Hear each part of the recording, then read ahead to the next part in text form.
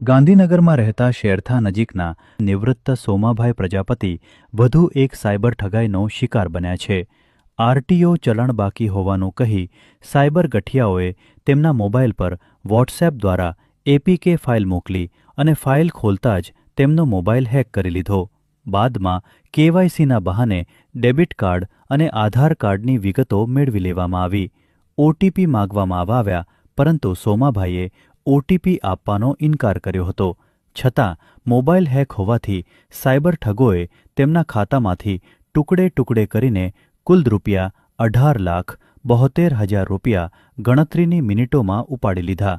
ઠગાઈની જાણ થતાં સોમાભાઈએ તરત સાયબર હેલ્પલાઇન પર સંપર્ક કરી ગાંધીનગર સાયબર પોલીસ સ્ટેશનમાં ફરિયાદ નોંધાવી છે, જ્યાં સમગ્ર મામલે તપાસ શરૂ કરવામાં આવી છે. પોલીસે ફરી એકવાર ચેતવણી આપી છે કે આરટીઓ કે કોઈપણ સરકારી વિભાગ ક્યારેય એપીકે ફાઇલ મોકલતું નથી, તેથી આવા મેસેજથી સાવધાન રહેવું અત્યંત જરૂરી